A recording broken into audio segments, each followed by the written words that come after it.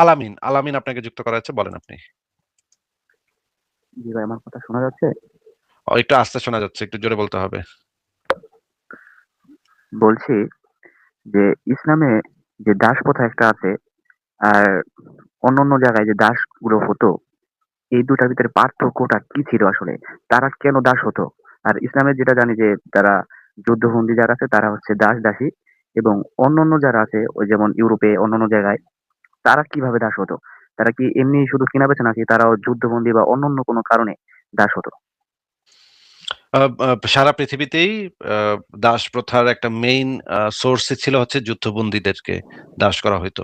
এইটাই সারা পৃথিবীতে সবচেয়ে মেইন সোর্স, দাসের সবচেয়ে মেইন সোর্স হচ্ছে গিয়ে বন্দি। এটা সেই যতদিন ধরে মানুষ আছে, যতদিন ধরে মানুষ মারামারি কামড়াকামড়ি করে, যুদ্ধ করে, সেই আমল থেকেই এই যুদ্ধবন্দীদেরকে দাস বানানো সেটাই ছিল দাসদের মেইন সোর্স। যখন আহ ইউরোপিয়ানরা যখন আমেরিকাতে গেছে, তখন আমেরিকাতে গিয়ে তারা ওই মানুষদেরকে দাস বানাইছে, আফ্রিকার মানুষদেরকে দাস বানাইছে। এটা যুদ্ধের মাধ্যমে, ক্ষমতার ব্যবহারের মাধ্যমে, যাদের ক্ষমতা বেশি তারা দুর্বল যারা তাদেরকে দাস বানাইছে। এটা সারা পৃথিবীতেই একটা আহ বহু হাজার বছর ধরে একটা চালু সিস্টেম ছিল। মিশরের যে সম্রাটরা ছিল তারাও বিভিন্ন জায়গায় সৈন্য পাঠায় মানুষজনকে দাসে পরিণত করছে। এইটাই হচ্ছে সবচেয়ে ইম্পর্টেন্ট বিষয়, সবচেয়ে মানে মেইন জায়গা যেখান থেকে মানুষ দাসে পরিণত হয়, একটা স্বাধীন মানুষ দাসে পরিণত হয়। এটাই হচ্ছে সবচেয়ে ইম্পর্টেন্ট জায়গা। এছাড়া আরো কিছু ছিল, যেমন ঋণ নিলে তারপরে গিয়ে গিয়ে দাস বানাইতো, এরকমও ছিল।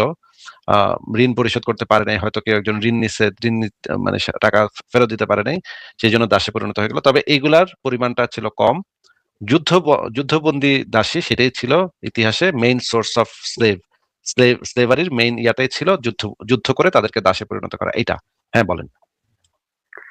আচ্ছা, তাহলে আমি জানতে চাচ্ছি যে ইসলামে যে দাস দাসী যারা আছে বা যেগুলো দাসী হিসেবে বলতেছি, তারা যদি যে একটা মানে একটা খারাপ যে একটা জিনিস আছে যে সহবাস করার কথা, কথা শোনা যাচ্ছে না, এটা যদি কথা অনেক কমে গেছে, আপনার কথা অনেক কমে গেছে। এখন শোনা যাচ্ছে? আর আবার বলেন। এখন আর শোনা, এখন অনেক কমে গেছে কথা, ভয়েস অনেক কমে গেছে। আচ্ছা ঠিক আছে, আমি আপনি মাইক্রোফোনের কাছে এসে কথা বলেন। এখন শোনা যাচ্ছে? হ্যাঁ, এখন শোনা যাচ্ছে, বলেন। আমি বলছি যে ইসলামে যে নারী সে দাসী যাদের দাসী যারা আছে তাদের সাথে সহবাস করার কথা আছে। তো এখানে যদি তারা কোনো রকম সম্মতি না দেয়, অথবা তারা এমনি দাস হিসেবে আছে, সেখানে আছে দাস বা দাস কোনো দাস দাসীর সম্মতির কোনো প্রশ্নই ওঠে না। দাসী হচ্ছে আপনার কেনা একটা বস্তু। আপনি গরু কেনেন যখন হাটের থেকে, সেই গরুর কি সম্মতি নিয়ে জবাই করেন? না, সেটা তো সম্মতি নিয়ে হয় না। গরুর যদি দুধ দোয়ান, আপনি কি গরুর সম্মতি নিয়ে দুধ দোয়াইবেন? না ভাই, এটা তো নেওয়া হয় না। আপনি মুরগি কিনছেন, মুরগির সম্মতি নিয়ে ওর ডিমটা খাইবেন? না ভাই, এগুলো তো হয় না তো এইভাবে। পয়সা দিয়ে যদি আপনি কিনেন, তাহলে তো সম্মতিটা তো আপনার সম্মতি হইলো, আপনি সম্মতি দিতেছেন কি দিতেছেন না, যে মালিক সে হচ্ছে সম্মতি দেয়। সে দাসীর তো কোনো সম্মতি থাকে না। মনে করেন আপনি কি দাসরে গিয়ে, আপনি মনে করেন একটা দাস কিনছেন, দাসটাকে গিয়া বলবেন, আচ্ছা দাস, তোমার কি আজকে রান্না করবা নাকি করবা না, আজকে কি রান্না করতে তোমার ইচ্ছা করছে নাকি করছে না? তারপর সে যদি বলে হ্যাঁ আমার আজকে তো রান্না করতে ইচ্ছা করছে, তখন গিয়ে সে রান্না করবে। এইভাবে কি দুনিয়ার কথা দাস প্রথা চলছে ভাই? না, আসলে তো এইভাবে চলে নাই। দাস জিনিসটার মানেই হচ্ছে যে তার কোনো স্বাধীন সত্তাই নাই। আপনি হচ্ছেন তার সত্তার মালিক, আপনি হচ্ছেন তার সমস্ত সত্তার মালিক। আপনি যেটা বলবেন সে সেটা শুনতে বাধ্য। দাস জিনিসটাই হচ্ছে এটা, যে আপনি তাকে পয়সা দিয়ে কিনে নিছেন, তার সমস্ত সত্তার মালিক হচ্ছেন আপনি। আপনি তারে উঠতে বসলে সে উঠবে, আপনি তারে বসতে বলে সে বসবে।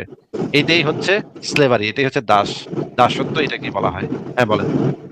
জি ভাই, তাই আর একটা কথা ছিল, সেটা হচ্ছে আপনার ওয়েবসাইটে এই যে সাফিয়ার একটা ঘটনা দেখছিলাম।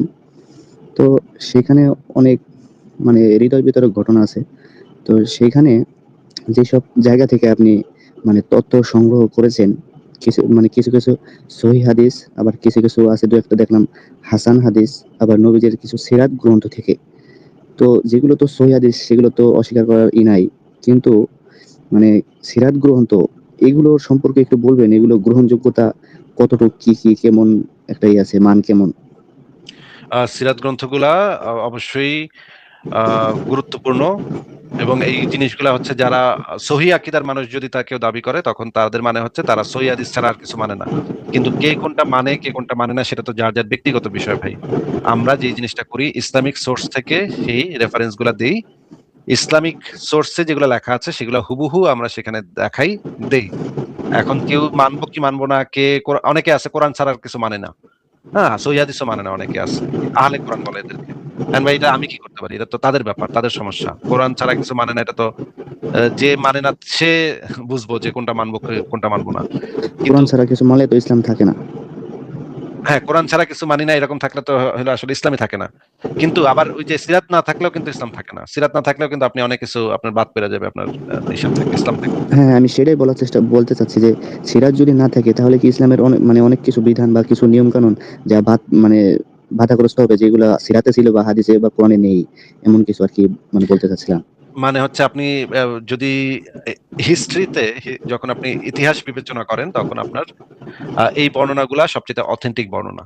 ঠিক আছে? এই যে সিরাত গ্রন্থগুলা যেগুলা হচ্ছে গিয়ে ইবনে ইসহাক বা ইবনে হিশাম যারা লিখছে, এই জি, বর্ণনাগুলো জি। হচ্ছে সিরাতের ক্ষেত্রে সবচেয়ে অথেন্টিক বর্ণনা। এখন এটা যদি আপনি মানতে পারেন নাও মানতে পারেন, মানা না মানা তো পাঠকের হাতে ভাই, এটা তো আমাদের হাতে না। আমাদের কাজ হচ্ছে শুধুমাত্র তথ্য সূত্রগুলা উপস্থাপন করা। ও আচ্ছা ভাই, ঠিক আছে, যে আরেকটা কথা